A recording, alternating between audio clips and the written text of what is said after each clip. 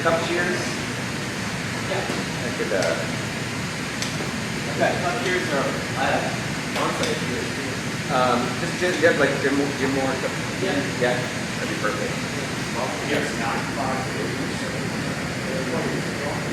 so I'm gonna make some kind of tail feathers on this guy. You're already telling us about the black lines, how you got those on the bird. Yeah, so I started off with these kind of pieces of tubing, and what I ended up doing is basically chopping it in half, so there's an opening on both sides. And then I can take a strand of this black glass, and I kind of draw a little a line on the lip, and then I seal it back together. And I do that over and over and over again until I get those little lines. And then when I attach them together, I don't attach them, you know, end to end. I'll start to add a bubble, kind of at a off center, you know, like, and then when I blow it back out, when it all melts in, it ends up pushing the lines around in kind of a wavy pattern. Makes it look more like a topographical map.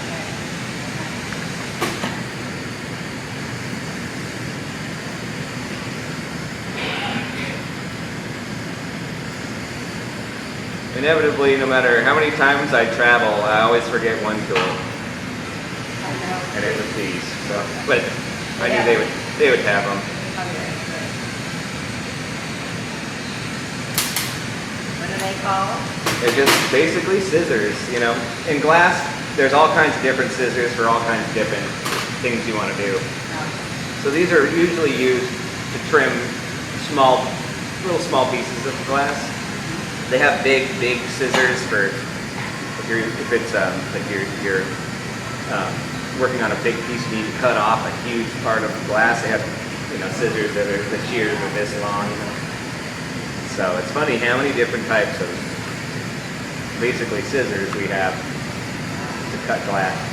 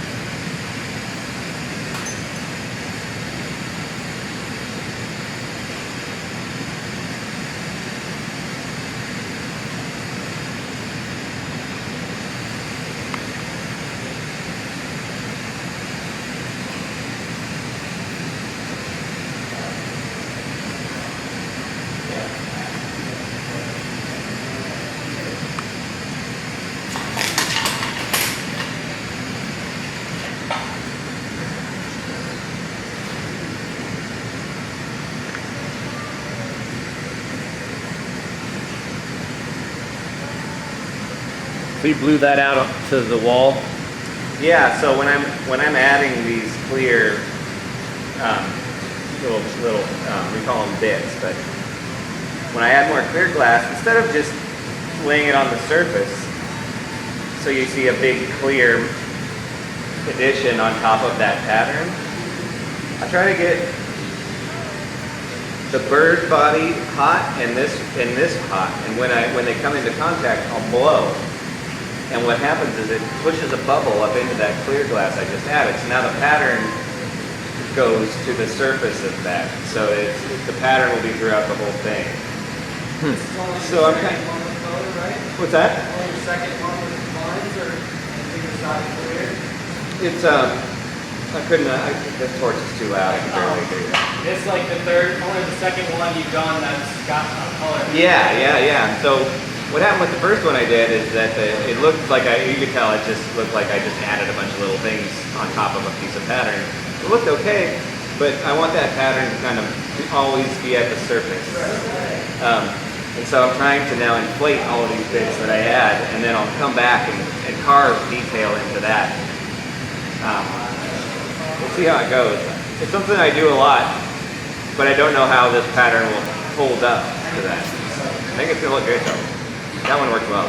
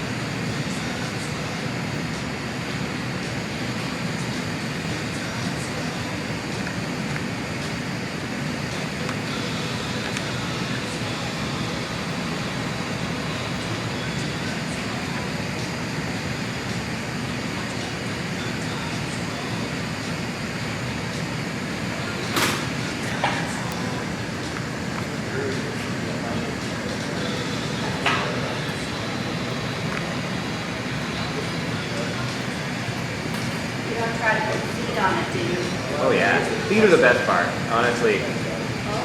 That's what makes it really look like a bird.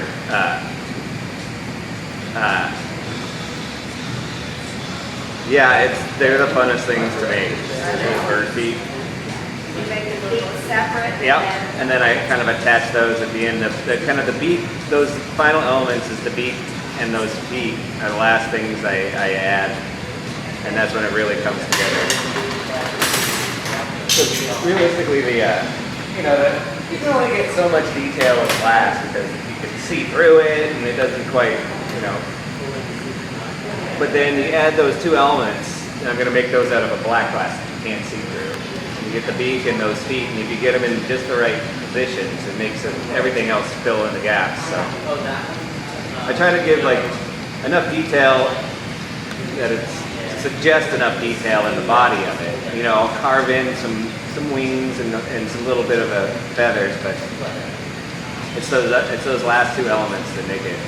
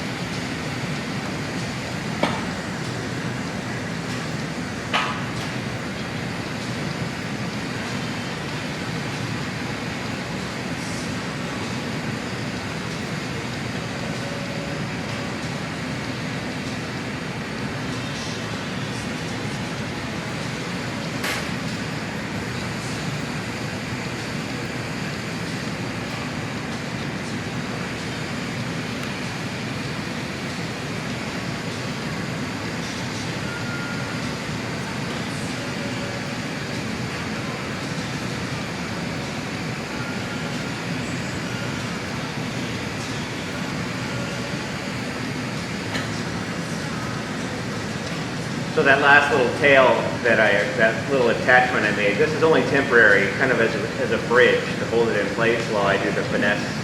I'll remove that Okay. eventually. Yeah, it's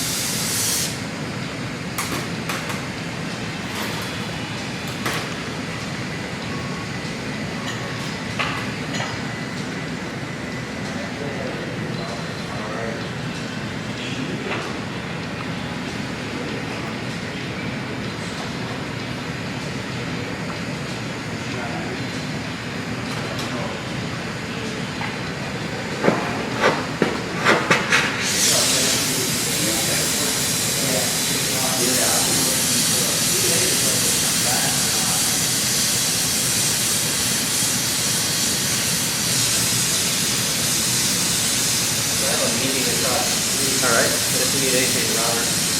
Okay. Yeah. Awesome.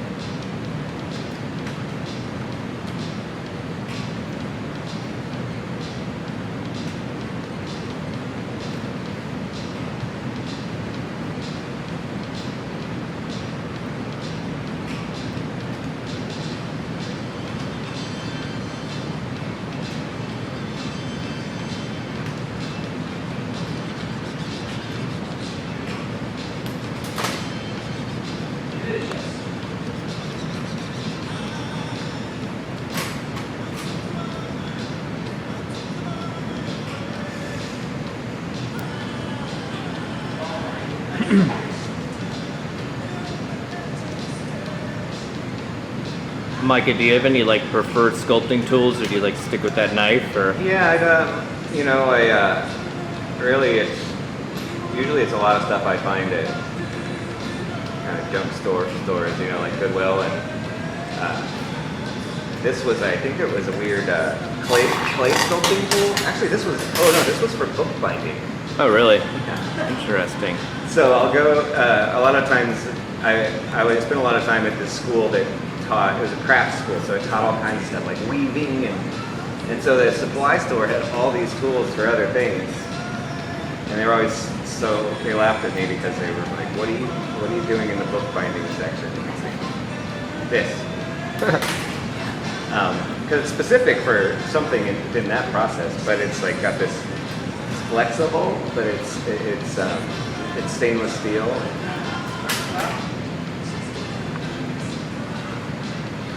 So I'm always rummaging through weird stuff, looking for something metal that I can use for something other than what it was intended for.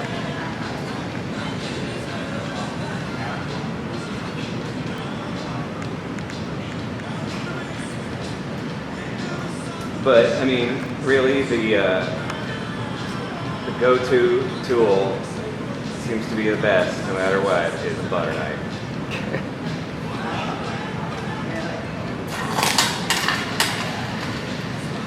Can't say how many glass blowers I've seen that have that butter knife in there for the pit. One guy, a rather famous flame worker, swears by a steak knife you can only get at Outback Steakhouse. It's like, they won't give it to you, so I'm not saying you should steal it, but there's only one way to get them. All right. All right. Like, okay. Sounds like I need a bloomin' onion. Yeah, I still haven't been. I think I can find its equivalent. How many hours do you figure you spend on this? Just 1/3? Man, I'm a little out of practice, but these, if I do them to the detail that I like to do, they're about a 6-hour project just with the making them out of clear glass. And this one, you know, I've got some pattern, a couple hours of pattern into, so I'm hoping I get it back to 6 hours with a pattern. But I get lost in these details, and we'll be, you know, just fudging around for another extra hour or two, thinking it's going to make a difference, and in the end it doesn't. But it gets really fun when you're detailing it. That's when,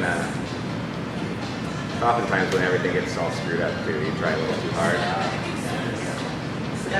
You got to know when to quit. Yeah, but I'm about to quit on this end. I just know that in this part of the process too, that once I switch to be holding on to this end, because I'm going to put the connected tube on this end that I can blow from and then work on the top. I really have to have 90% of the work down here done. So we'll see what I can do. So I'll probably take a little more time than necessary down here just to make sure I'm not missing a detail that I normally add. It's been a while since I've made one of these.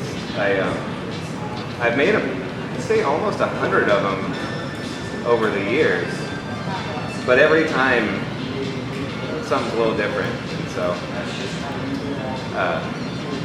which is why I still make them, I think. If I was doing everything the same every time, I would have gotten bored a long time ago. I probably wouldn't make them.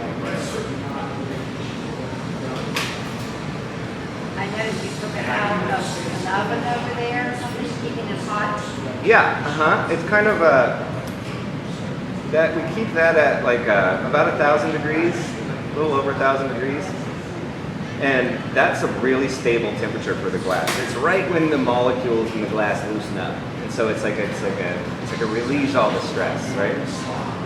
So right now, this top is cold enough to touch, but this bottom, so there's a real transition of hot and cold in here, which adds stress. So eventually what I'll have to do is warm up the top and able to work on it. And there's one of two ways I can do that. I can make a big flame and stick it way out in the flame where it's a little cooler and slowly bring it in and slowly warm it up, or I can just go insert it in that oven for 5 minutes and it'll come up all on its own, and then I can bring it back out and work on it again. Which I'll probably do because of all the color that's in this. I'll probably go and put it in there for a couple minutes while I do a little more prep work. Maybe I'll start a foot or something.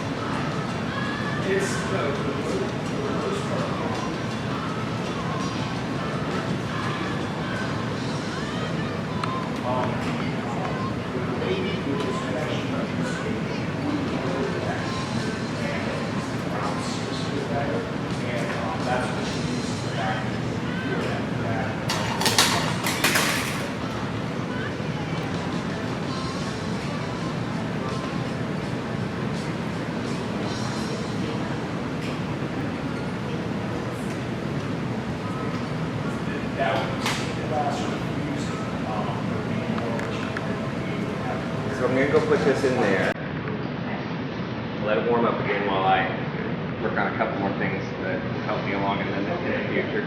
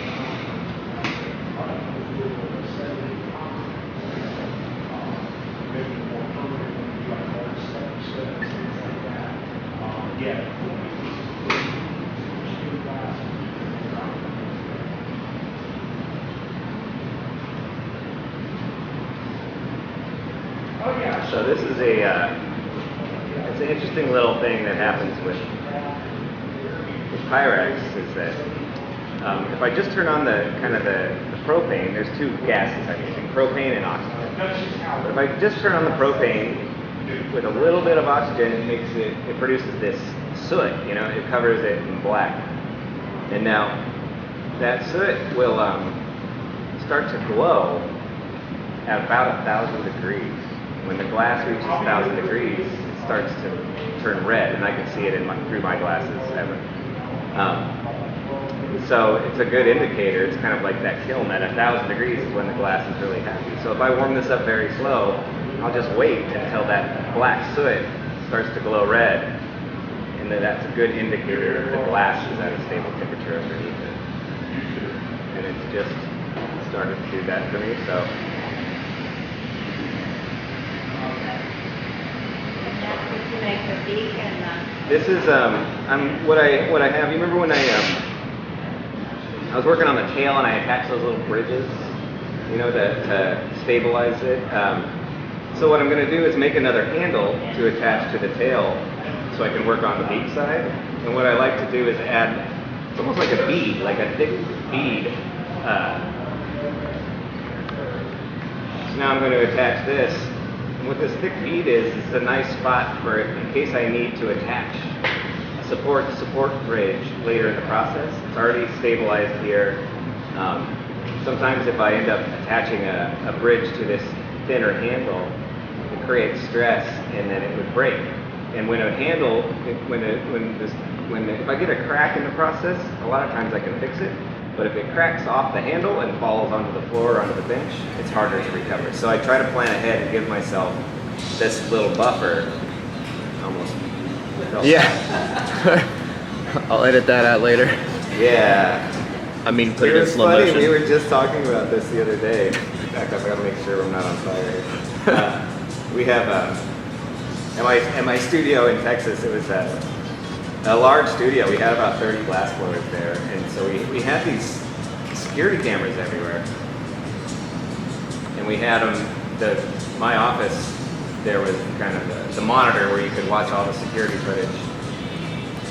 And one of our glass blowers came in, and his hair was kind of singed. We were like, "You all right? What happened?" He says, "Well, I mean, I kind of lit my hair on fire a little bit this morning. It was no big deal." And so we were like, "Okay." He walks out the door, and we immediately start rewinding the footage to find it. And he had really long hair, but he kept it up in kind of this ponytail top knot thing. It was also really frizzy hair, you know. So it was up there, and he has a hand torch. He's working on a piece, and he kind of on a machine that's holding a piece of glass for him, and it's spinning. And so he's working, and he goes to take a look, and he does this, and the flame, his hair was so big, it just kind of started the top of it on fire. So he had a good 15 seconds with a flaming head of hair before the heat actually got down to him, and he realized it. So he had no idea how cool it was, because he didn't see it. Oh yeah, he did it. Yeah. After he showed everybody else. Yeah. Yeah, come to think of it, I gotta watch out for those cameras, because I bet I do lots of stupid stuff. My supervisor laughs at, don't even know it.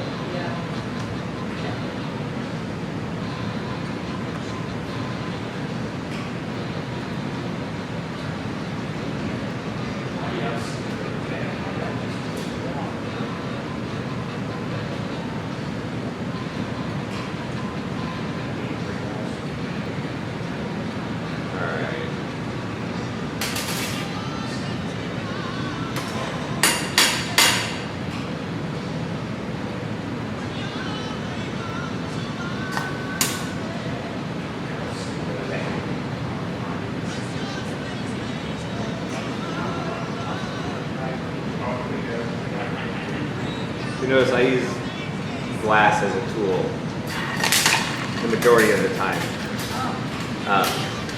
There are all kinds of tools you can buy that you can open holes with, that you can do all kinds of things with, but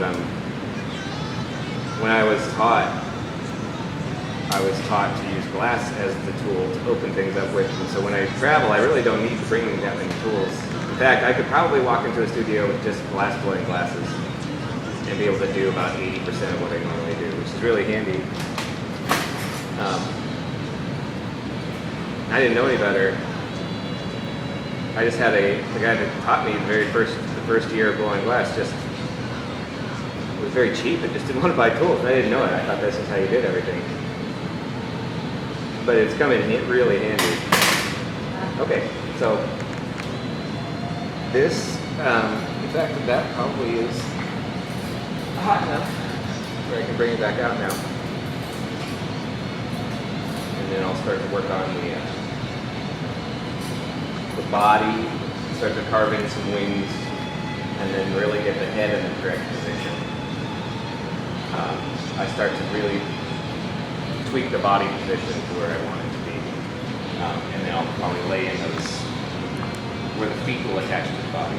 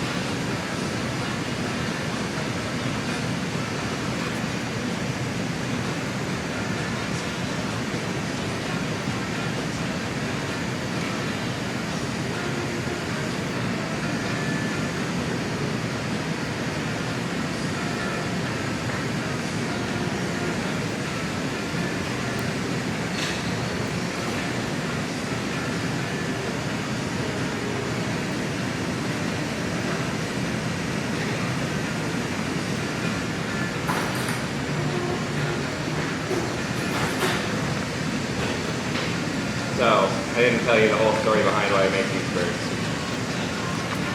So, when it's done, it's actually a dead bird. And one of the claws is holding a quarter. And they're filled with BBs. When I was about 10 years old, my best friend's father's cherry tree would get robbed by starlings about a week before he was going to harvest it. It happened one year, and he was fed up, and so the next summer he paid us a quarter of starling to shoot him out of the cherry tree with our BB gun. And it's this story that's always stuck with me, and I was telling a story to a teacher at one point, and she forced me to make a sculpture out of it. She's like, "Why are you not making work about your stories? You tell me all these silly stories." And she's just like, "This would be so cool. Make a starling." And I did, and it was something about that object. Even without telling that story, someone could walk up to this sculpture, and there was enough information there for someone to understand that there was a story. But it was ambiguous enough that they would kind of make up their own attachment to it. And I never had to tell anybody why I made it, and they always loved them. And there was it's like, for me, that's very successful. If I don't have to give you a paragraph about why I made something and you identify with it and love it, it's a good lesson to learn. So something I keep making over and over again. Because making these, a lot of the stuff I make revolves around those stories. My father was a storyteller. I mean, not officially a storyteller, but he just never shut up, always telling stories, you know. And I kind of am the same way, and it's just like one of those, it helps you cement the details of these stories. The more you make these, the more you're thinking about those times, and some of the details you've either forgotten or faded come back to you. And so I love making these. And then I make these topographical maps out of glass of certain places. And I'm actually making a map right now of the mountain that I lived under, where this story took place. And so I'm going to make some birds that go along with it. Where was that? In Washington State, Cashmere, Washington. Little orcharding community, mostly apples and cherries, Okay. and pears. That's where you grew up. That's where I grew up. Yeah, it is where I grew up. So.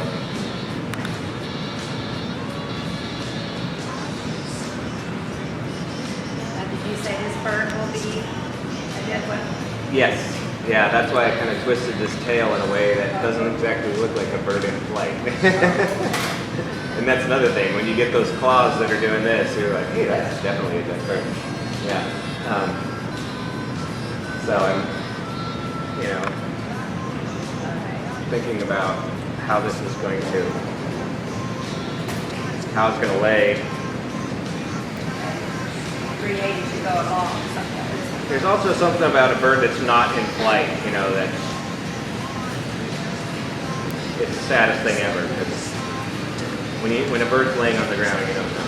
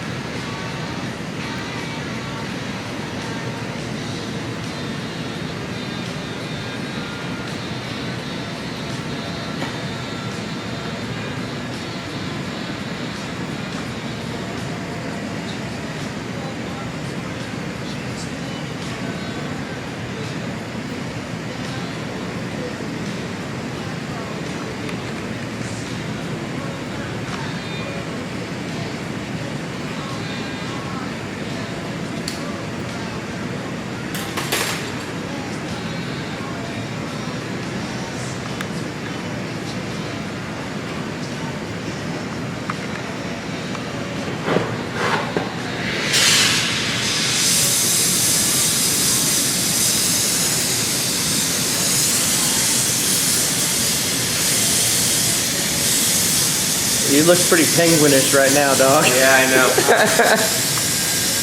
It's all a little finessing now of like, gotta get a bird's belly on him again somehow, right? Maybe it's just those classy black lines. Yeah.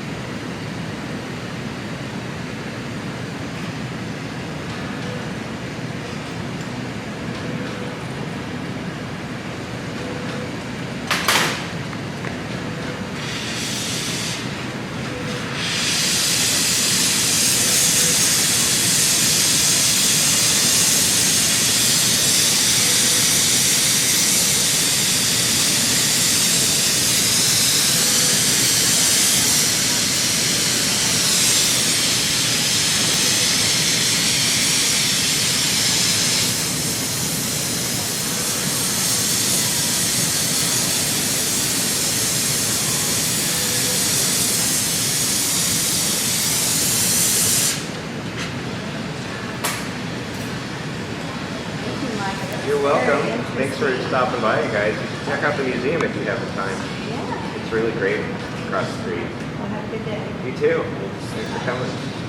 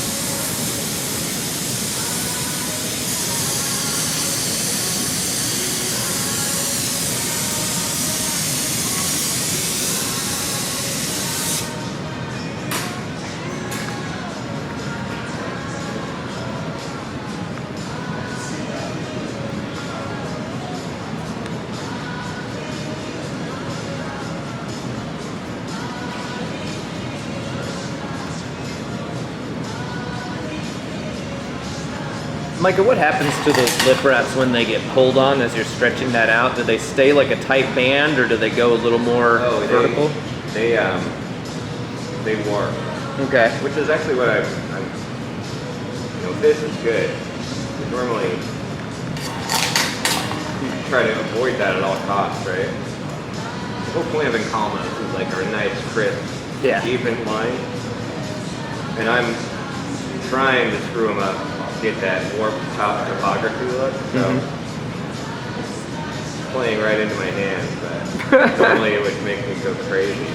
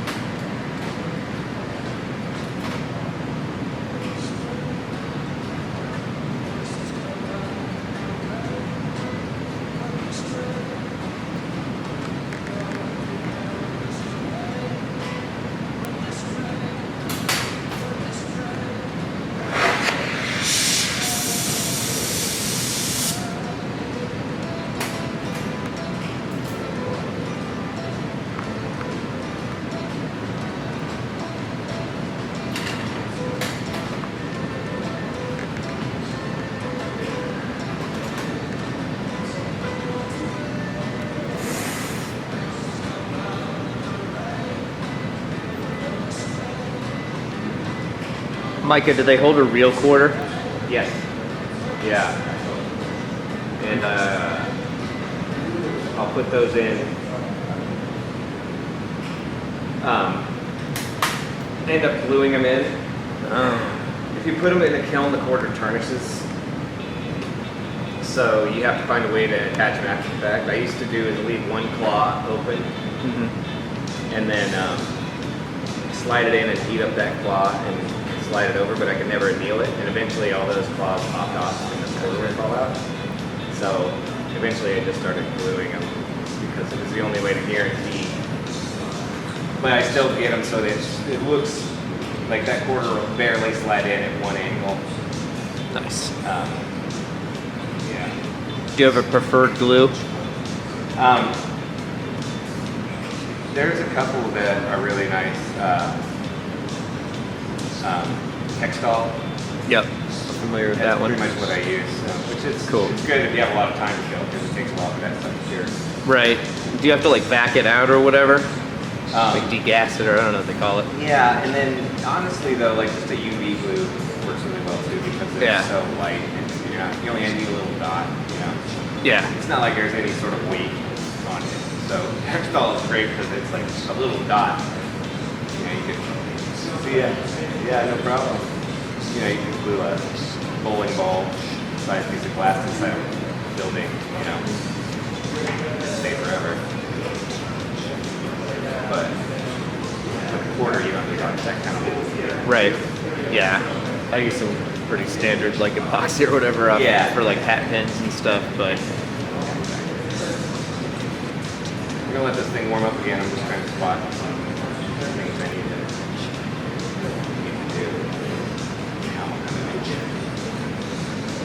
it wrong that I think this dude's name is Lieutenant Dan right now? Yeah, it's just Look at your legs.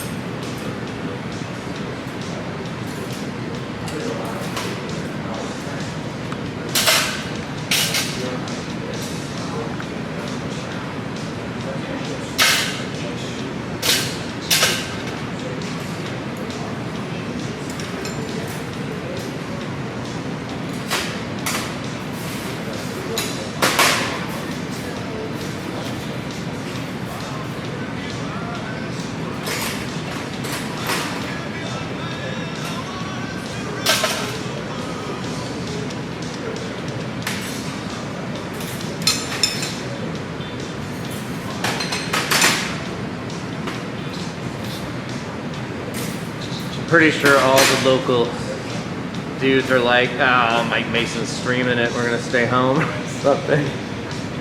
Like, heck yeah. Stay in studio and just turn it on. yeah. Last year.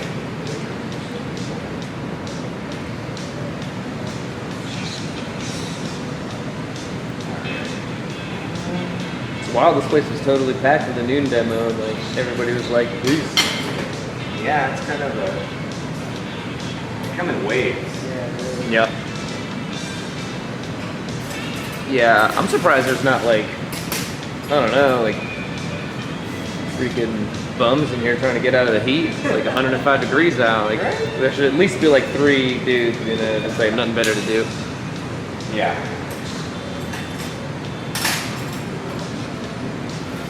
That said, this is a pretty tightly patrolled area. There was like a park bench around this area, man, and like it was a bit of a controversy because they took the park benches out of the park because people were sleeping on them.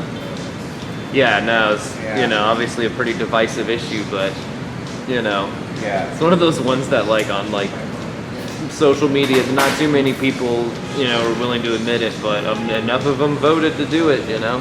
Yeah. So.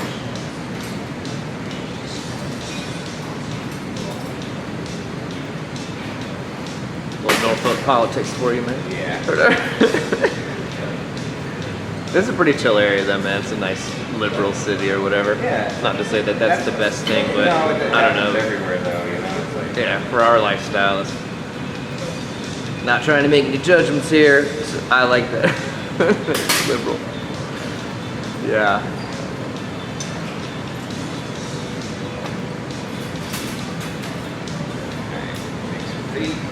The rest of the area is a lot more conservative, like Virginia Beach, for example. Definitely a lot more conservative in their politics and stuff. Like they shut down all the shops out there at a certain point, like when like the pipe dream stuff was going down, and then even later again. man, I mean, when I was in Florida, before and after all that, they would shut everybody down every, I think, 6 months to a year. Confiscate a bunch of stuff, and then they'd be open a week later. I see. Nice. I mean, Yeah. It's this weird shakedown thing, you know. I don't understand exactly Right. what the point was. It's always like a weird city council member's kid comes home with a bong and parents are like, where'd you get that? And Yeah, they yeah. And then they shut everybody down. Totally. Yeah. How many times have you been to China? Twice. This is my third one. And almost light, I'll say that. So this one's gonna be rough, but we're only going for 6 days. All right. It takes almost 2 days for that here. And you said you're going to be actually working alongside these guys? So it's gonna be a weird jet lag. Time Yeah, working yeah. on the last. Interesting. I am looking forward to it, but I'm like the punishment after. It's like when we get home, your body doesn't know. You haven't. It takes a couple, 3 or 4 days to really adjust to a time, like a 12-hour time difference, you know. And then really, right, you've adjusted, and then you're back on a plane. So once you get home, your body's like, nah, dog, we're not gonna do that. Aw. we're just gonna be awake for as long as I feel like it, and then you can sleep for 2 hours, and we're gonna be awake for another 22, and then we're gonna sleep for 15. It's like that. That's rough. It's a short trip. It's like it screws up your internal clock.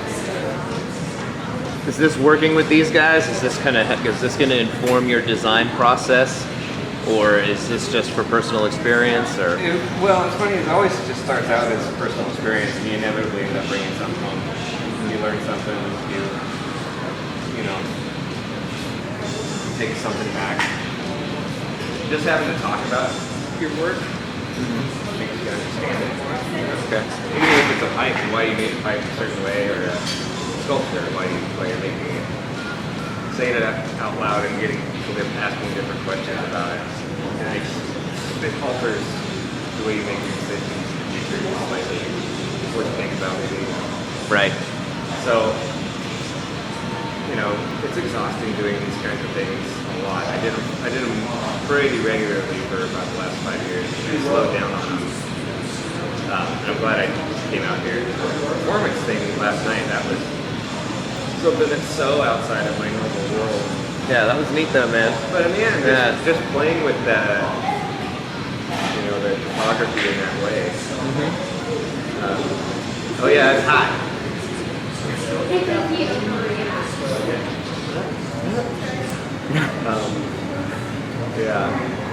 It made me think about it differently, So it's good because it's almost like, playing with a model or something I was going to build later. Okay.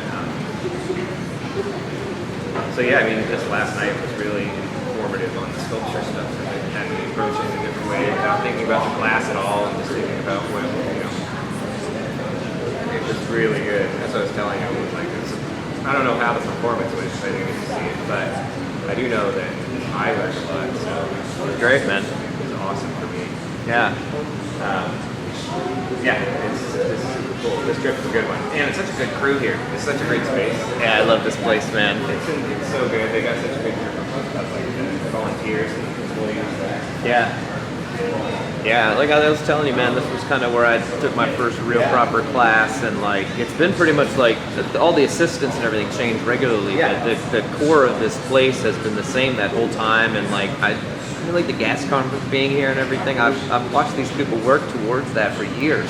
Yeah. It's amazing. I love What this did you place. think of the gas conference? Dude, Crazy, right? I mean, my experience was kind of like exactly what you see me doing now. I captured all the flame demos pretty much. So Yeah. but then the rest of it, dude, it was it was like everybody I've ever seen in a Corning stream. Oh, is that guy? It's Florida.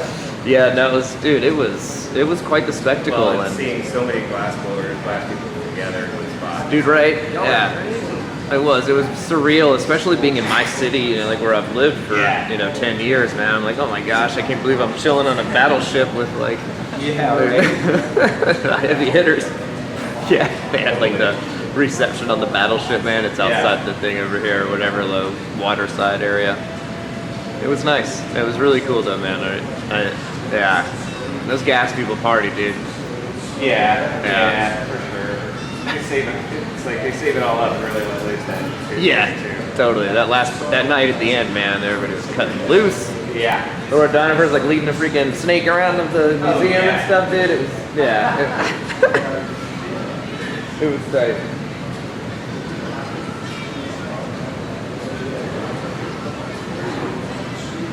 Yeah.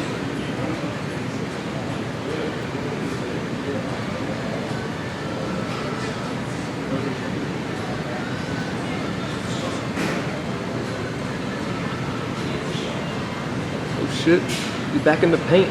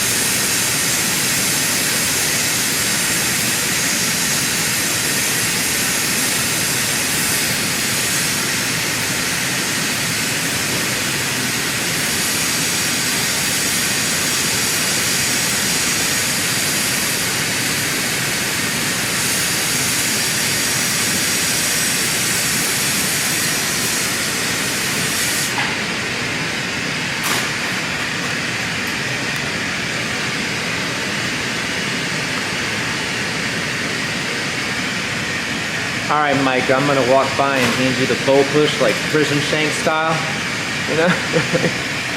The last one is I made into a bike.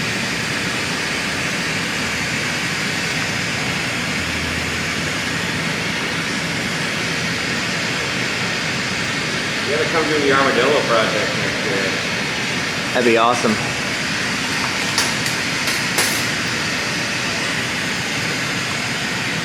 You're doing that Michigan project right now, right? Yep, Michigan Glass Project is this weekend. Yeah. I'm sure they're all having a blast out there. That lineup is fucking amazing. I need a like clone of me or whatever out there.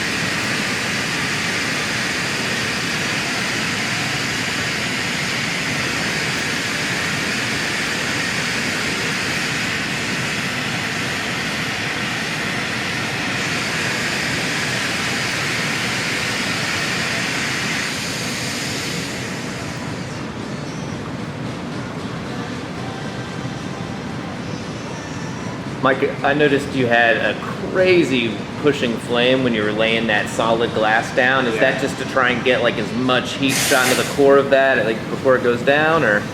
When I was laying on this, the big patty. Really trying to do is really get both surfaces that ripping white hot. And so as I was laying solid bit down, I'm blowing the thin wall in. So when they're coming together, it's easy to pinch up a bubble. And I want to make sure that, you know, it's hopefully they're coming together. You know, it's like they're coming together exactly at the same time. When they're meeting, there's not one that's hotter. It almost looks like you put the inward rail in to get it like that, too. Yeah, I'm really trying to meet at that hot flame right where they're meeting and lead it out and you know, blowing up into what I'm pushing down on. Because it's so easy to get weird bubbles trapped. And you can't get them out of there because everything around this is so thin. I'm also trying to tubulate up into that clear, you know, so it's a tricky one that you only get right like 1 out of 5 times. And I can even see this one I didn't really get completely right. Because what you don't want is a weird thickness that is now pushed into that hollow. Because I kind of have a little bit. It's not too bad, but that's where big, crazy cracks happen. I see. And I can see it right here. I'm going to try to get it hot enough to blow out. But I have to make sure all that heat is in the thick glass and not the thin glass on the edges.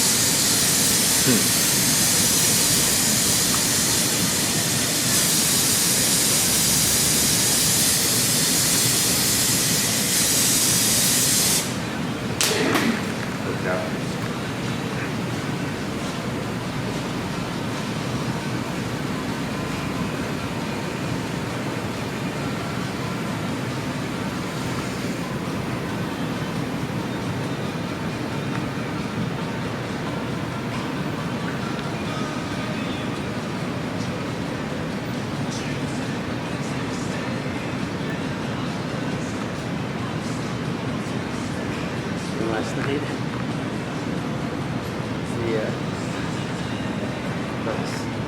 Yarn. Yeah, it's a yarn.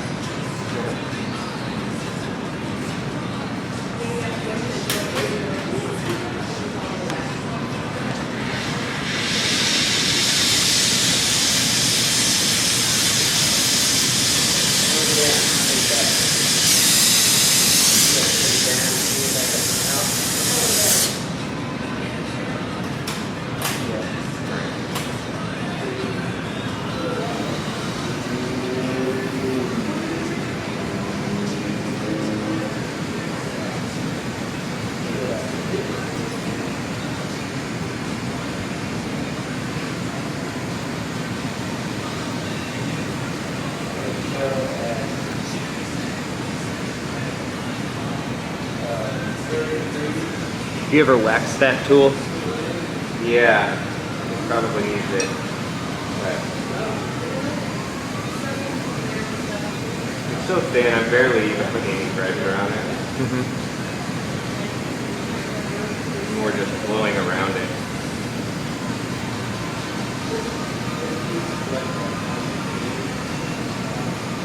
So now I think it's really time to get those feet going in that feet.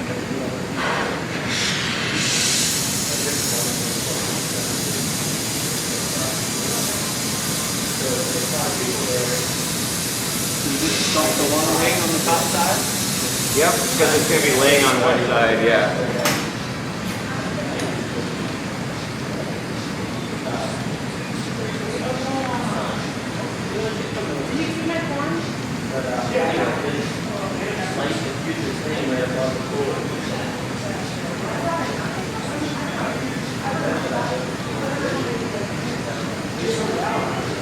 It all makes a lot more sense now. It's just imagining the bird just like chilling in the cut, like with the cold in the quarter. It's like, what up? Clearly I envisioned that wrong.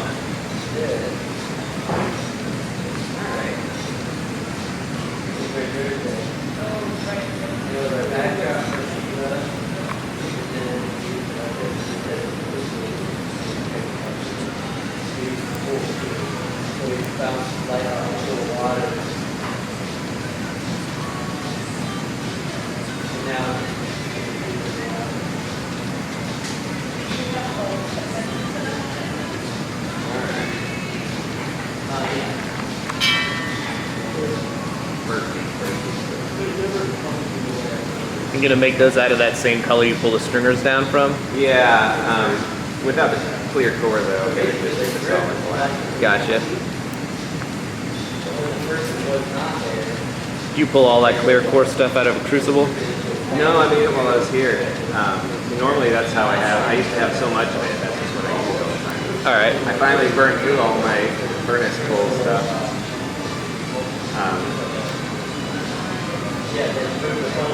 Bummer.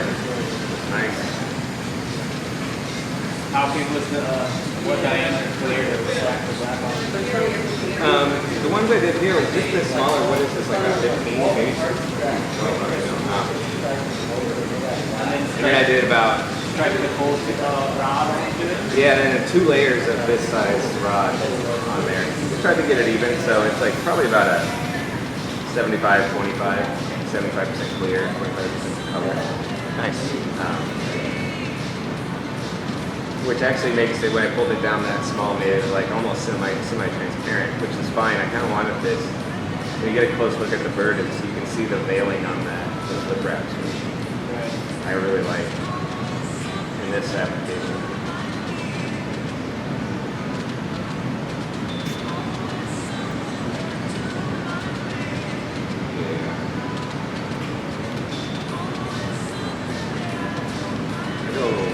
Far with these bird feet, they're really too stylized. So they just evolved to like cartoon bird feet. What? And almost way too cartoony. It's so exaggerated. Like, I make these little songbirds, sell them to gift shop. yeah. I have my friend Dan make all the feet. Shout outs to Ben. Make any more feet. I need some feet, man. He might be watching, man. He popped up in the post about the broadcast. Yeah.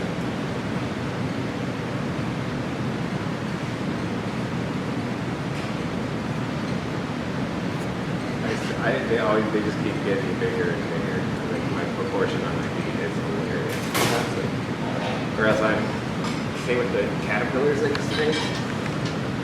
When I made them started making them for a woman, another artist in Miami. And they were microscopic. I mean, they were like an inch with 30 little segments in it, you know.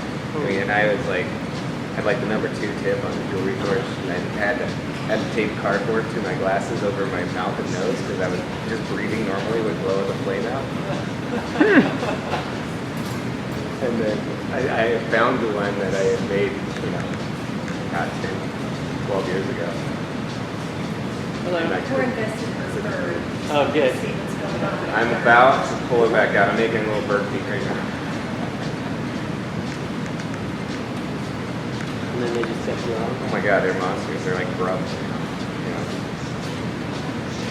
Couldn't believe how small I used to make those.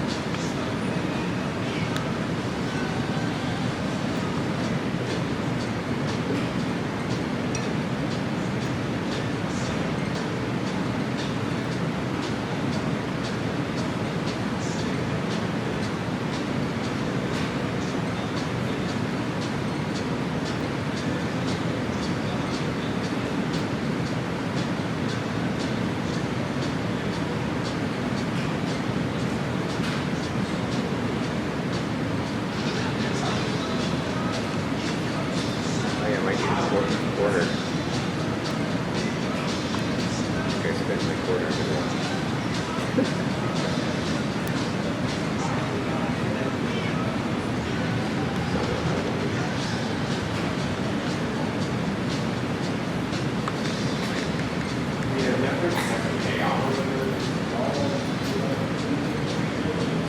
Mike, are you familiar with Stephen Boeem's work? No. He's like a Millie artist, Okay. and I think he's really one of the best.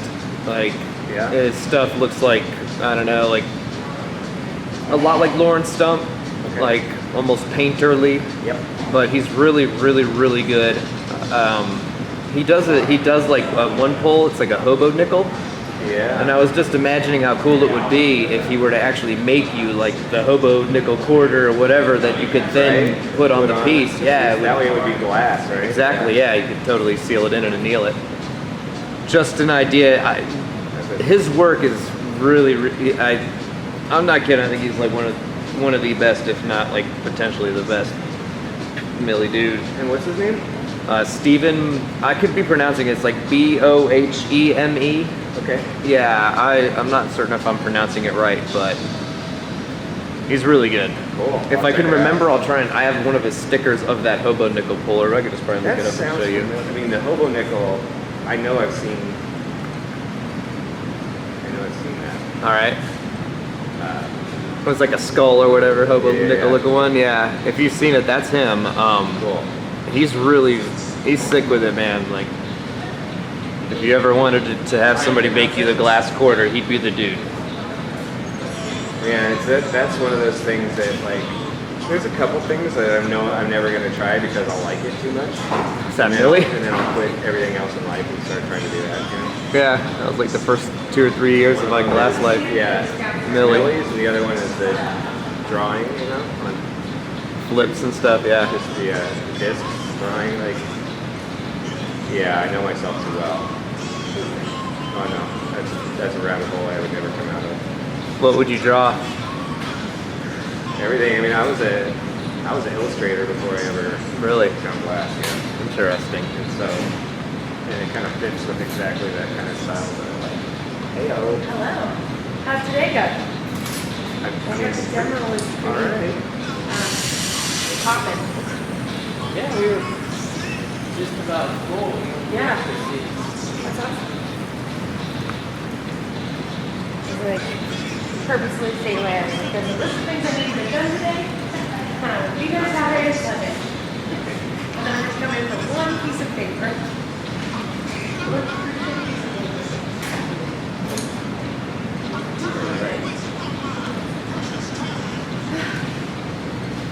Oh, so tomorrow.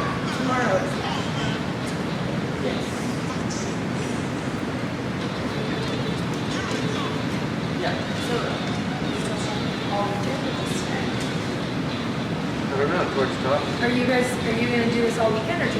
Yeah. Cool. So y'all don't want me That's to or something. So we kick him out. Yeah. I'm a completionist. You That's will right. have to kick me out.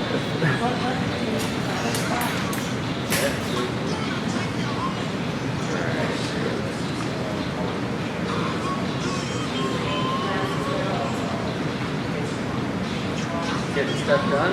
Yeah, today has been a remarkably productive day. Yeah, I like Mike finished his proposal. People are starting to email me back. I'm like, wait, is this gonna work? Okay, all right. Yeah, maybe I'll be able to do it. I'll see you guys tomorrow. Yeah. Probably should see this. Okay. Right.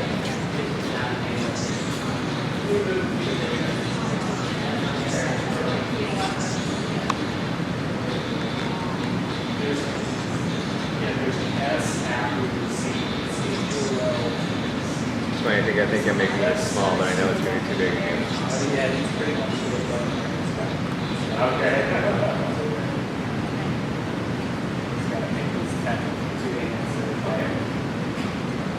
That's no problem. Thanks a lot. I appreciate it.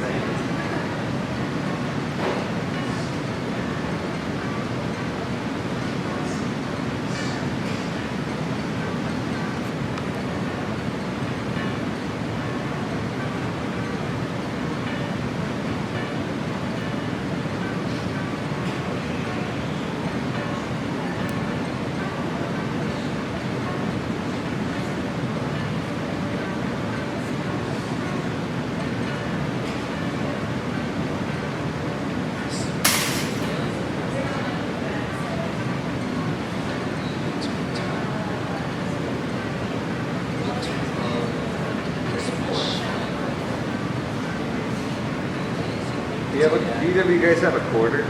Quarter? Yeah. Hey, I just want to call you. You got one? Nice, thank you. Sweet. Yeah, I got one. If you have, hey, if you got one from the 80s, then yeah. 1981. I really tried to put like that, find that year.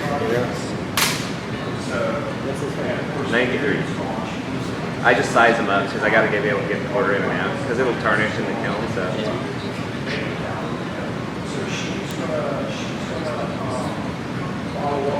Try it for my cold chest.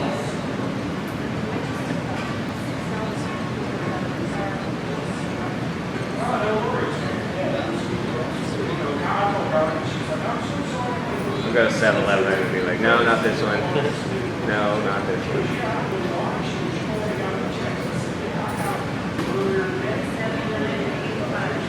85. That's it. Good year. That's it. I was 10 years old. That's actually it. Yeah. Wow. That's all good. Thank you.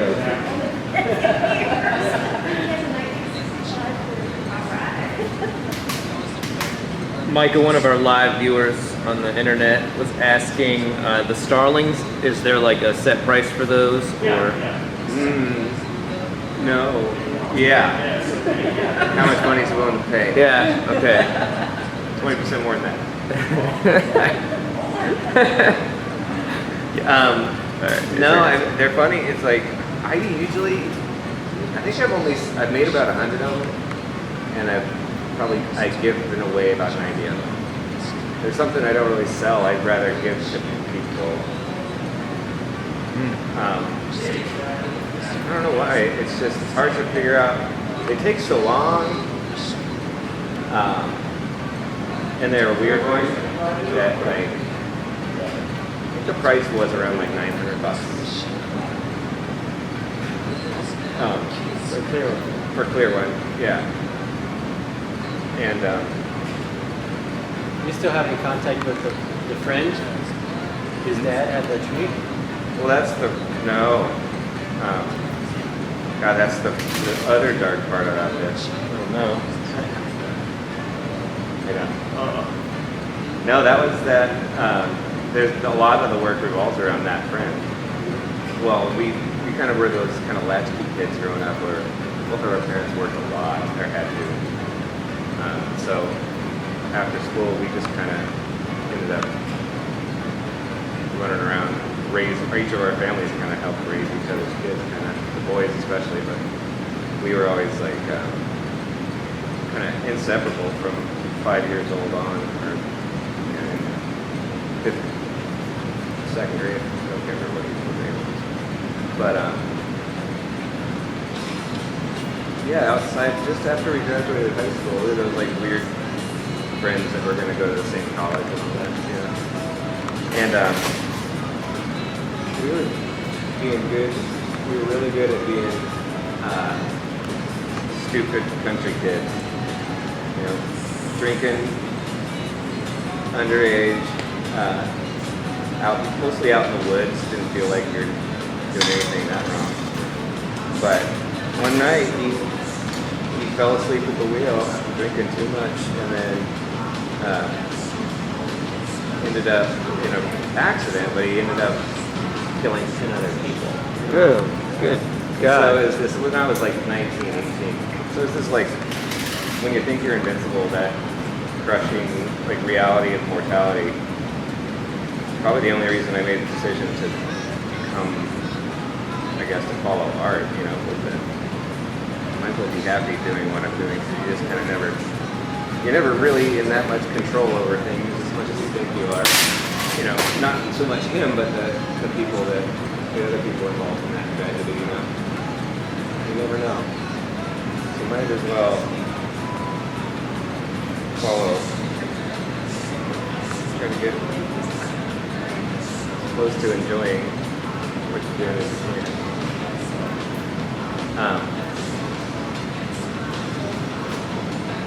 So a lot of most of my childhood stories are stories with him. And then I think making work about that is the stuff that therapy I never went through, processing that stuff in a different way. The trick is getting it so it looks like the quarter won't come out, but it will. Because I need it to. So let's take this one. And the final pieces is the quarter still somewhat loose, or do you glue it? I glue it. So I get it in so it looks like it's real tight in there, and then I'll glue it to one of the. What type of glue? Well, it's so light, even just a UV glue will work. But if I've got the time and I've got the hex all around, I'll really get it in there.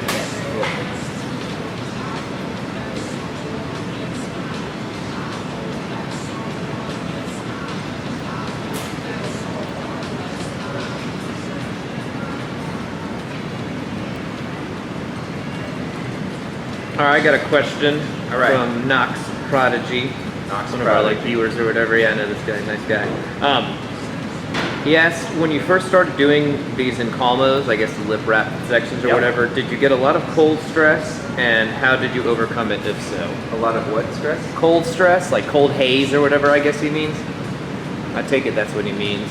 Not like, you know, thermal stress actually breaking it, but more like when the surface frosts.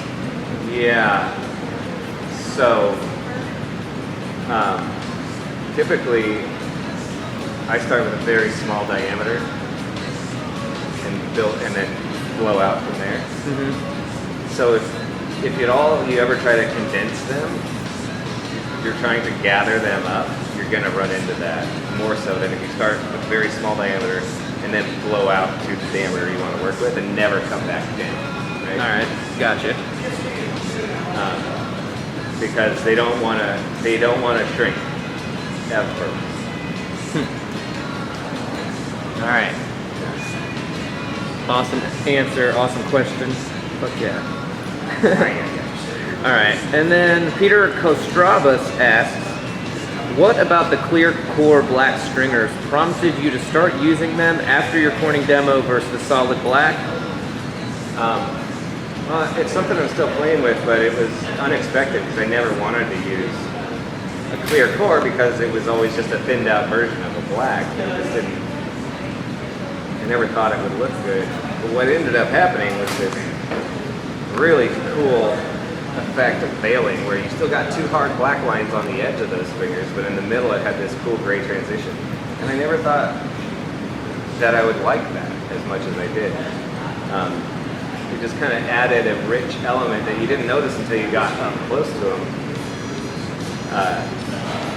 It was kind of another little Easter egg gem, because from a distance it looked like normal lip wraps, but when you got up close you saw all this little detail that popped out. And I really haven't played around with it too much since that demo.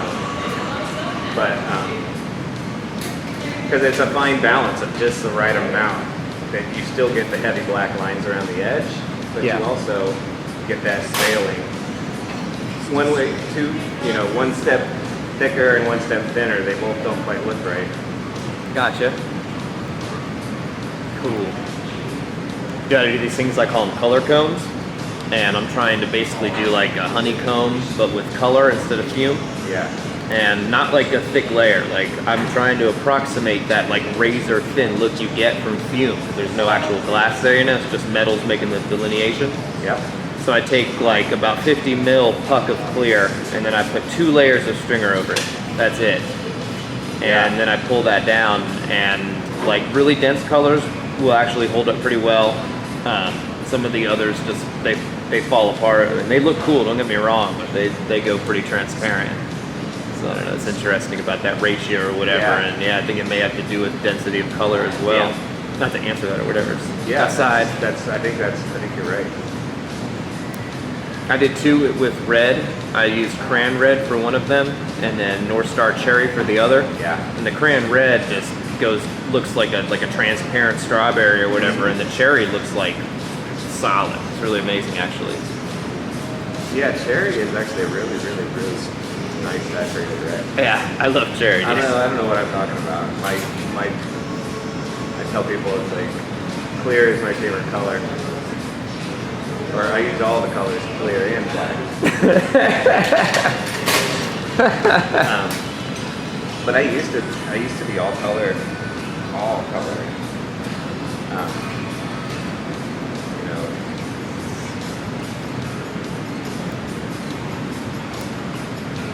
When did that transition happen, and was there any specific reason where you're like, I'm not paying for this color no more? No, that's a whole nother issue, but I have like gone back and forth about the new kind of politics of color. But I mean, it is what it is. We're in a great market, so it all happens like this. But I used to make a ton of clear glass stuff, right? All clear, that was really intricate and a ton of pieces. But I tried to do it really clean, and so what ended up happening was I'd make a clear piece that I used 45 different sections to make. It didn't look like it, right? And so I just started putting lip wraps when I connected 2 pieces together so people could actually see. Right. As more of an example. I just wanted one as an example so I could show people like this is the process. It's actually how many pieces these are made of. And then it turned into kind of such a nice, crisp design element. I didn't do that anymore. I didn't put it between every piece, but I just started to use little bundles of them as accents. Right, like the 3 stripes or whatever. And I loved it, yeah. And it just kind of continued on until they were more minimal, and then just backs of those little lip wraps. I can't even remember exactly what it was.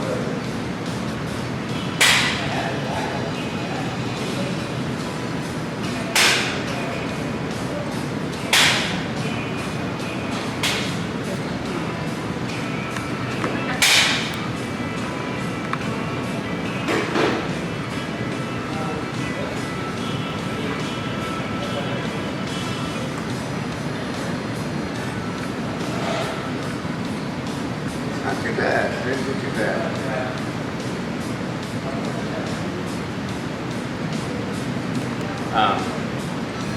But I think I need to finish up the head and put these on last. You don't do black feet on the clear ones, or do you? I do.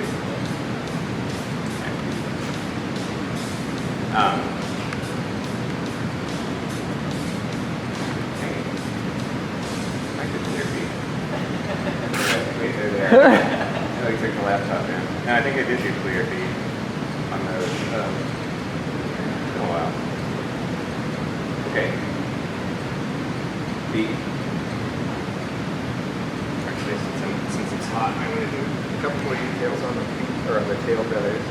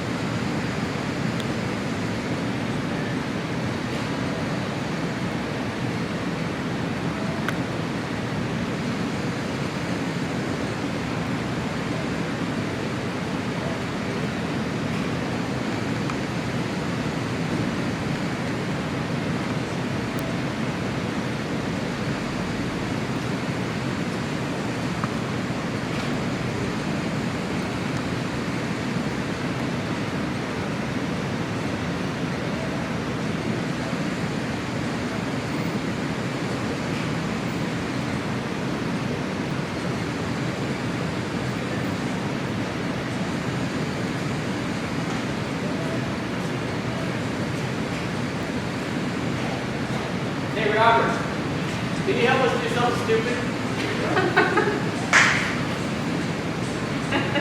Nice.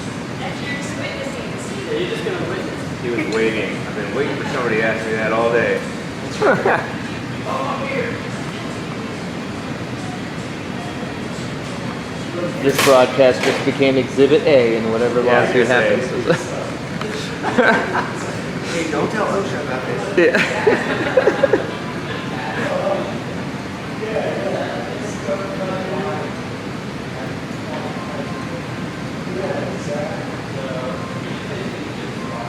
Mike has been going to the kiln a lot. Reminds me of that commercial where the refs keep having huddles, you know, to discuss the call, but really it's just like eating chips and like the huddle thing.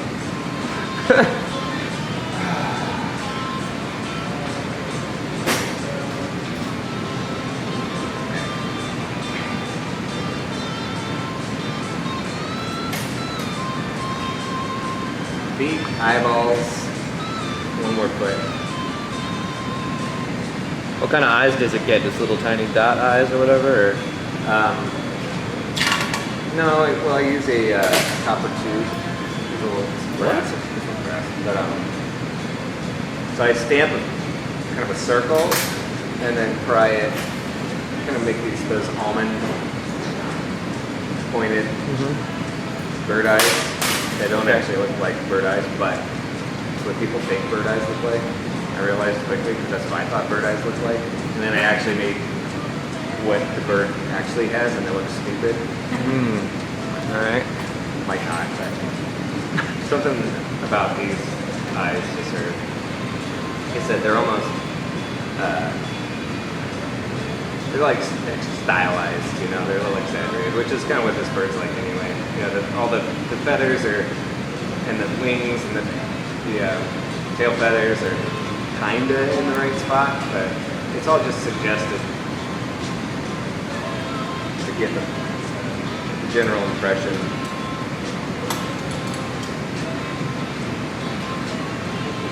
Even the topographies are the same way. It's like they're kind of accurate, but it turns out like if I was to do them exactly at scale, they're really boring and flat.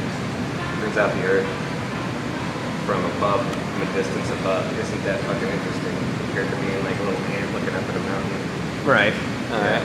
So it's kind of the same with birds. It's like a little exaggeration kind of helps. Do you ever have like bird dudes holler at you like, the starling does not have topographic details or whatever? Not yet. I'm sure I will.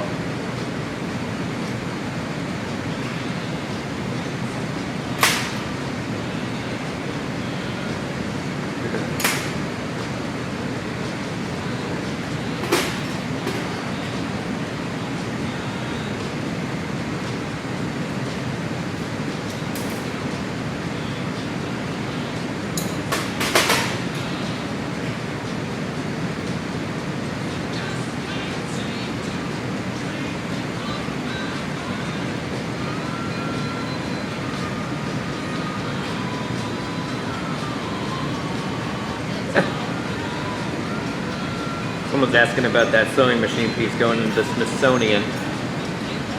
Right? I don't imagine we're going to get the sewing machine stored at any point here, are we?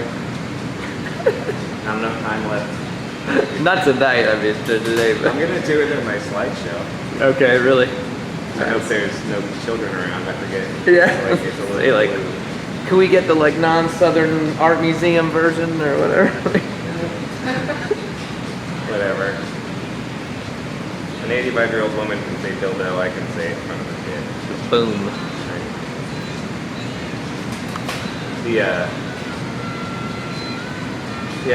Hopefully it ends up in the Smithsonian. You know, that's where her collection is going.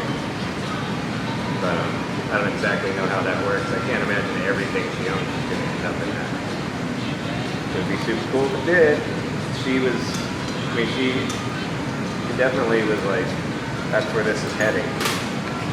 Now, before I told her it was a bomb, but Yeah. we'll see. She seems to be still going out. Still, really? Okay. So there's been no confirmation after that she's like, oh yeah, I'm still doing it. She's got bigger things to worry about. Yeah. Being a philanthropist takes a lot of time. Apparently. I would guess. I don't know. Yeah. I think so. Yeah. Okay. Find out someday, hopefully. Just give money. It's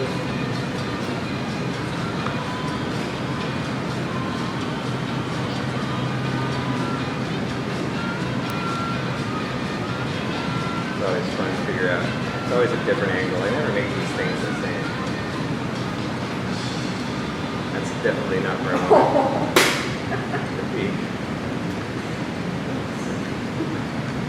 Thanks. Yeah, I was gonna say. Normally people don't laugh out loud. Sorry. The crowd goes wild.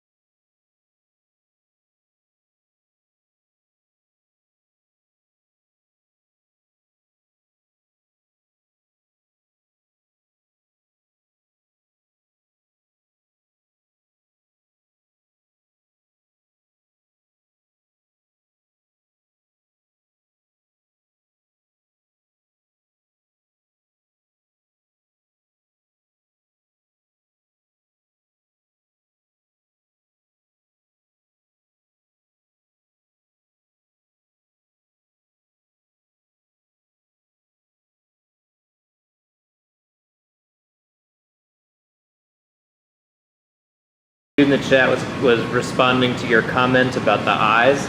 Yeah. He said that one of his life drawing instructors used to say, sometimes you have to lie a little to tell the truth.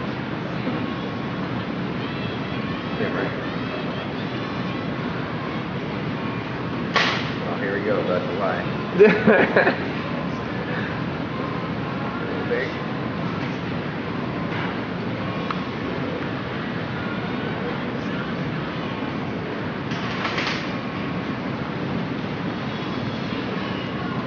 Is there any reason you use that copper thing just because it's like a pipe that fits, or is there a material issue there? Yeah, the material's nice. It's we use a lot of brass and copper tools. Brass mostly. No real reason other than it's metal and it's a nice thin wall. Okay. So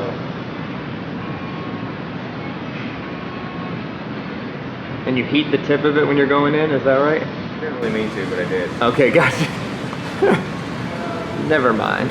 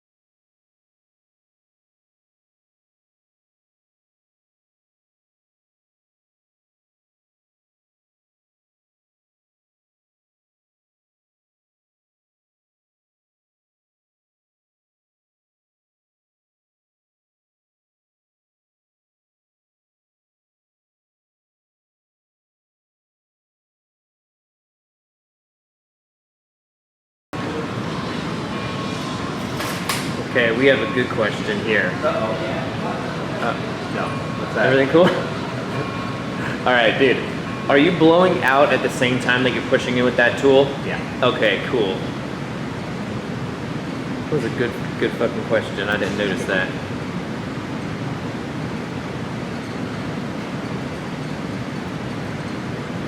Okay. One more foot. And then they both get attached to this sucker. A dead bird. Yeah.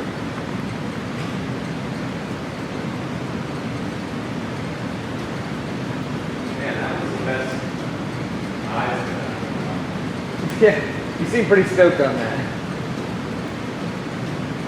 Normally I take forever trying to line them both up, right? You make one and then you're trying to like get the other side just right.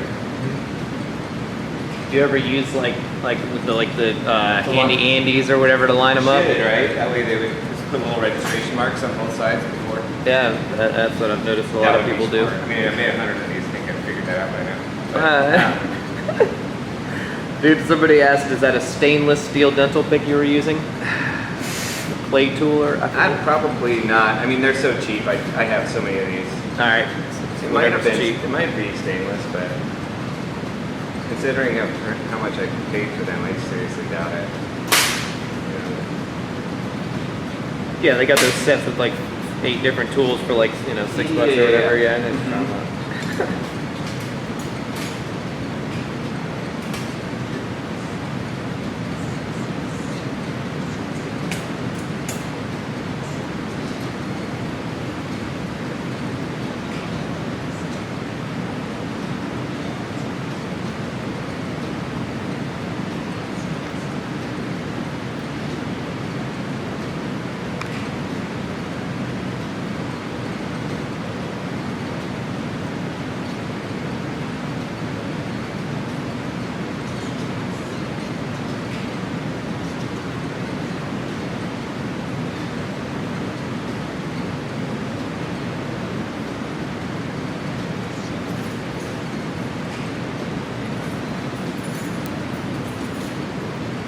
You off to work? Yeah, See ya. I gotta go.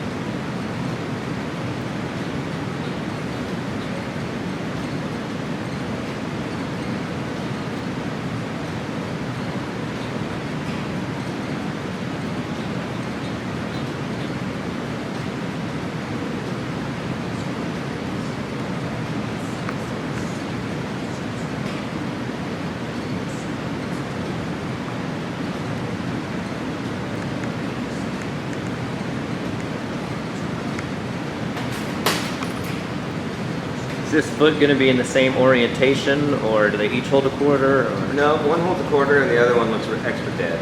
Oh, all right, gotcha. Extra dead. Usually the other one I'm trying to, it's like can't take up as much room because the other one's spread out so much. Gotcha. It really has to be clenched up and kind of awkward, which actually makes them look really dead, you know.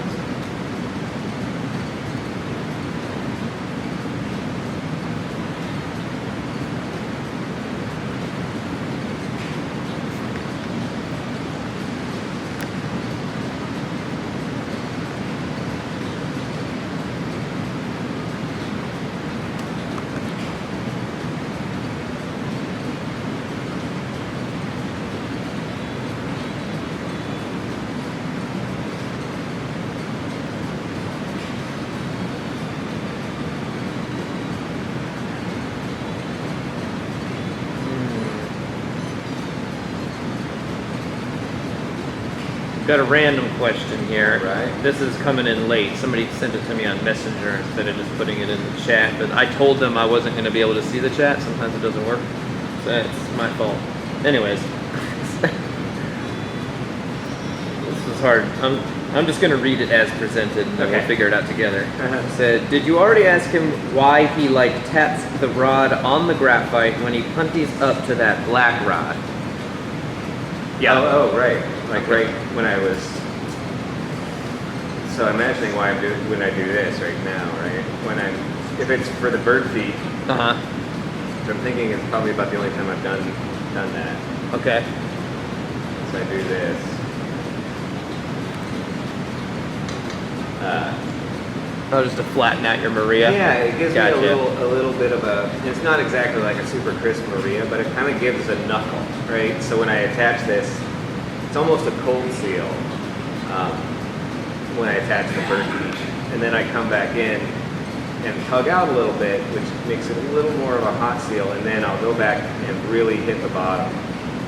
So I'm trying to not melt out all the detail on the top, but I'm trying to stabilize all these as well. Okay. It's that compromise of like, if I wanted this to be 100% structural seal,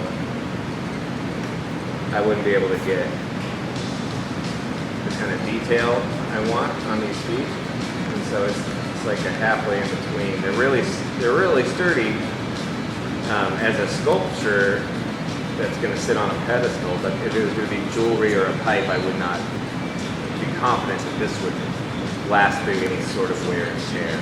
Okay.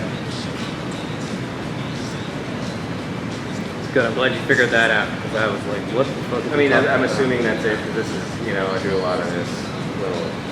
It doesn't really look like I'm doing a whole lot, but it is actually giving me this. Yeah, because like a lot of people say they want like a point attached to things, right?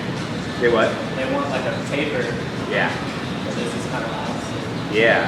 And so it's like there's this little movement right when I pressed on and I pulled out a little bit, and it actually smoothed out a lot of the really, really super acute angles. But there's still a little bit of a pinch in some spots, but I try to really alleviate most of that with that pull, and then now that I can go back in and really hammer.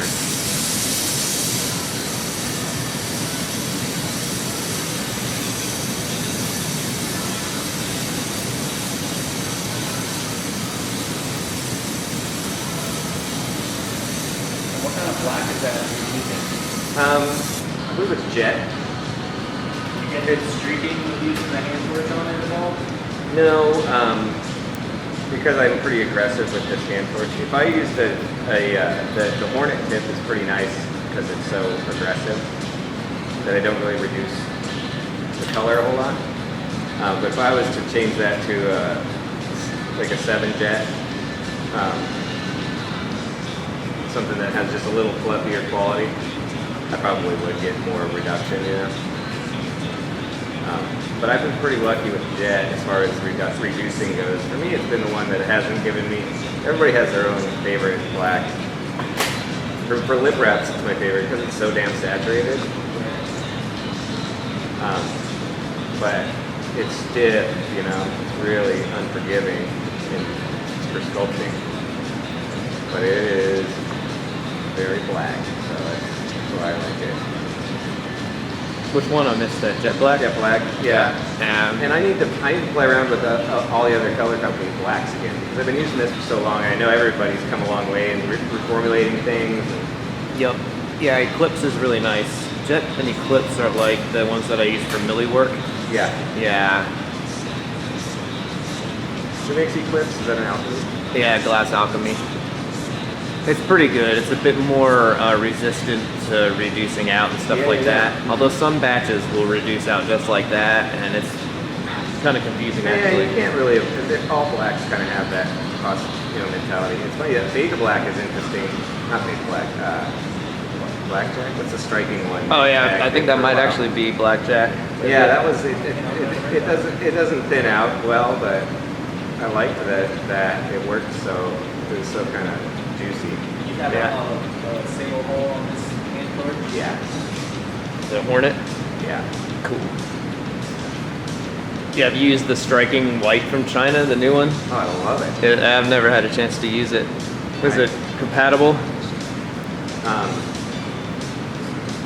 That's a good question.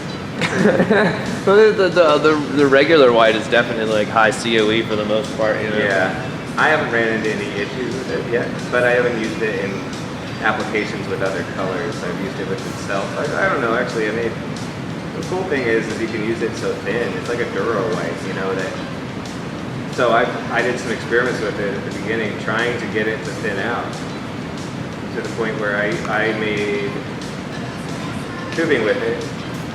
Kind of did a backstack with 1 millimeter stringers of it, and then just kept backing clear over it and restretching it until I got it to not strike.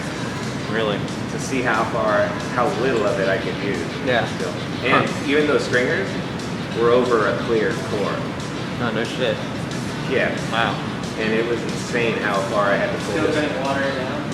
Couldn't water. I mean, eventually, what it was cool is it was cool because like it got to this point where every once in a while, like when it would strike back, it would do this like almost like opaline type of blue strike, you know, like just a little bit of an opaline blue. And I was wondering if I could thin it out enough to a point where I would get a weird opaline color. But no, it finally just stopped striking back. But the cool part was it still gave me the optic. So it looked like thousands of clear muscle strands, you know, so I still had the optic outline that they're individual stringers, but now pulled down so far. That was like my favorite thing to do starting out, was like real tiny stringers, but like condense them. Like, Yeah. inside out. Yep. Yeah.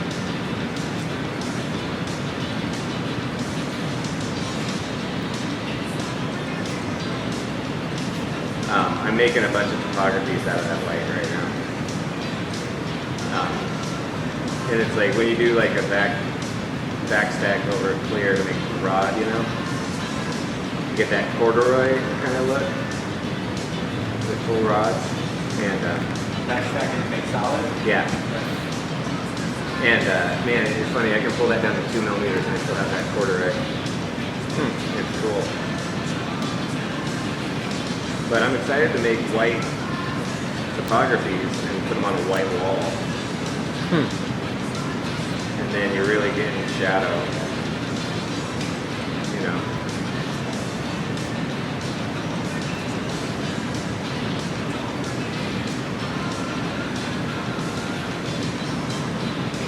Dude, Micah, could you talk about, you don't have to, but could you talk about the like what looks like pressed or cut glass plates that I saw on your Instagram? Oh yeah. Yeah. What's going on? So, it's something I'm really into right now. And I didn't make them. Like I left it, I think I was a little too ambiguous about when I wrote the whatever comments I was making when I posted them. Because people were wondering if I made them. But they're Boro. Really? Yeah, and they're just, I was getting into lenses and different pressed glass textures and stuff, you know? Yeah. Fresnel lenses and these other type of crisscrossing lens patterns. I Yeah. don't know what I mean, I'm really interested in it. I don't know what I'm going to do with it yet, or if I do anything with it. You know, I think they're going to show up in the next bottle designs I do. Okay. Maybe if I can figure out how it would apply. But you know, a lot of weird pressed glass stuff is boro, which not a lot of people realize. I didn't realize how much. No, I didn't know that at all. Yeah, because like you think about like, so it was like, you know, they used it a lot for like airplane light covers and things that they had a hot light bulb behind them, yet they were like coming into contact with ice cold air, and so the glass they had to use was something that was thermally could resist. Gotcha. Okay. So Makes sense. they probably weren't like perfectly 33 COE, but a lot of borosilicate press molded stuff's been made over the years. So yeah, I had one day on the weekend where I went a little crazy on eBay and bought like 20 or 30 lenses of one kind or another. And then kind of forgot how many I bought, and then it was the next 2 weeks of just getting a package every other day. Like Christmas. Yeah. Damn. All But you these. just get in trouble on eBay though, because you don't think about, like, I got burned on all the shipping. Spent a lot of money getting all these stupid lenses here. If any of you viewers clean out eBay, buy some for your boy.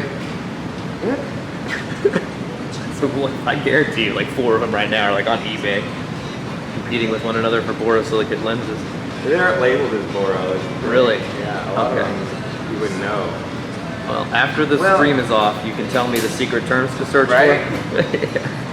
I wish I knew. That's the problem. Is I just looked up. I found one, and then it was you might also like, and then I'm like, yeah, I would. I really would like that. But I mean, I seriously don't even have room for them all, and I don't know what I'm gonna do with them. They're like hanging around all my apartment everywhere. God damn it. There's a cool piece in the Gas member juried exhibition at Gas. Yeah. And it's over here at Glasswheel Studios. They might still have it. I'm not sure. I think they're about to do a new exhibition, so they're probably gone. But they're basically like pieces of glass that had all these different shapes carved into the like the backside or whatever. So that when light passed through it on the front, you got all those effects. And it was pretty neat. I can show you some video of it actually if you really want to see.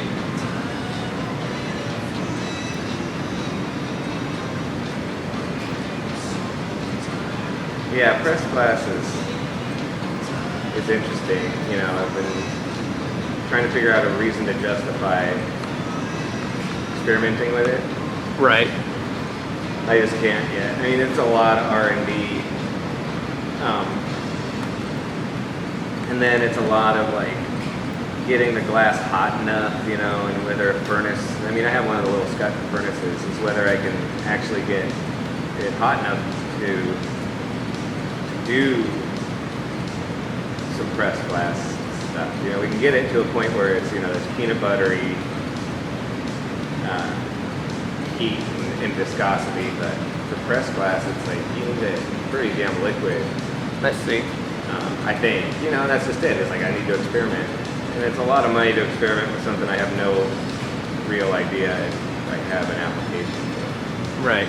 But I'm interested enough in it that I think it's just a matter of time before I figure out at least a reason to try. So.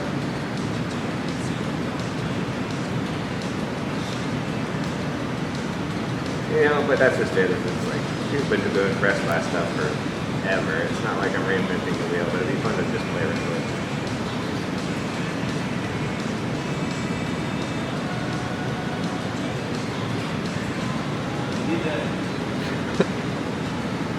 Oh. We're on a Yeah. timer. I think the city of Norfolk like has like a Sandman guy who comes in with a broom, you know, and kicks you out. All right. Beat time. Hell yeah. Whoop.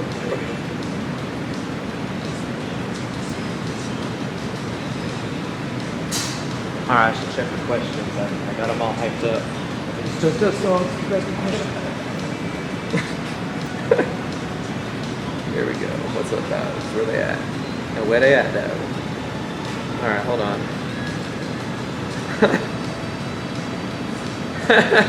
They're all mad about that comment. I was like, just tell me after the stream.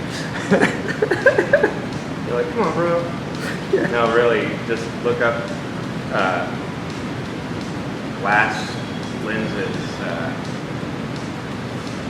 Fresnel lenses.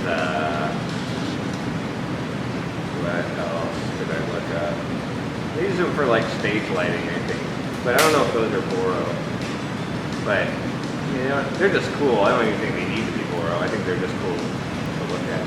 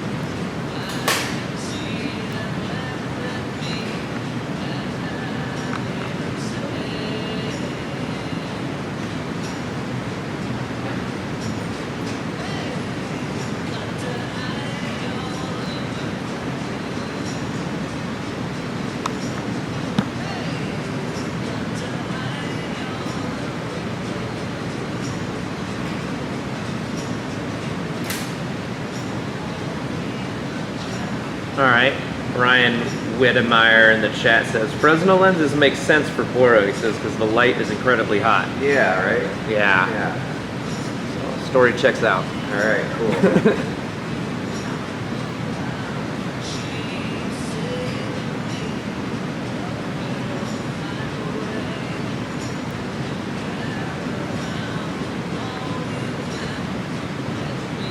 You ever seen those bulbs they do with like the IMAX theaters and stuff?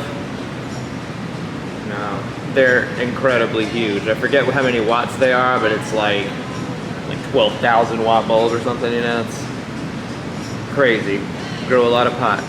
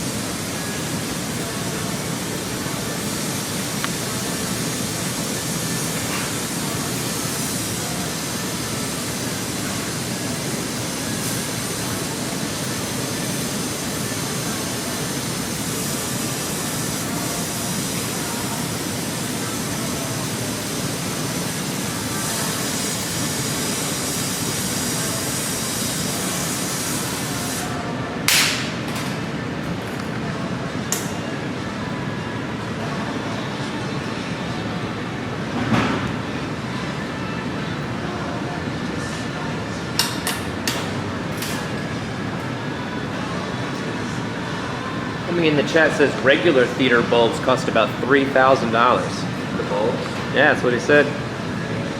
We're going on his word here, but that's pretty wild. I think, Micah, could we get like a light bulb demo on like Yeah, right. Man, we guy I work with really wants to make light bulbs. Okay. Like functional ones or Yeah. No, I mean, yeah. That yeah, actually like light up. yeah, exactly. Yeah. Yeah. Electrical function. I know. God damn it. Whoever co-opted functional. I don't know what to think every time someone says functional. Yeah, I know. What do you mean functional? If I weren't busy, I probably would have censored that out. But like, you mean drug pipes?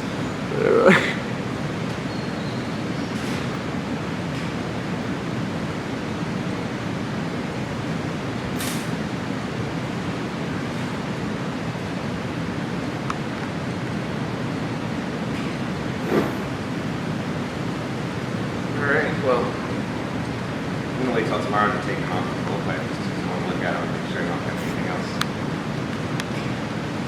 I need to do.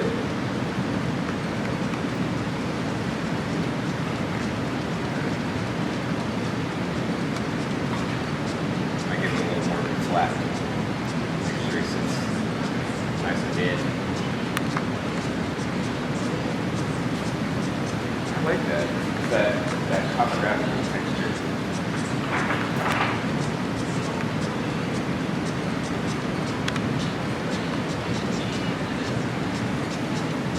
Alright.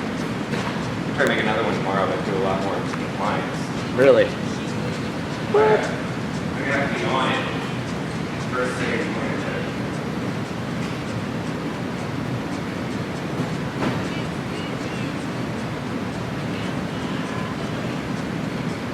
Well, heck yeah. All right, we'll wrap that up. See if there's any last questions. Nope, no last questions. Wait, hold on. There's a bunch of. 8-hour burn. Cerebro says, not drug pipes, Mike. Medical apparatus. Right. Yeah. Did you tag the toe? To Yeah, I try to bridge at least one of those to. Yeah, because they're pretty fragile. And Sweet, thanks, man. I'm gonna stop that stream. sweet. Yeah. Yeah, they're all clapping for you online, man. Seriously. There's no crowd, everybody clap. And they're all clap. So there's cheering. Hell yeah. That's so cool. I love it.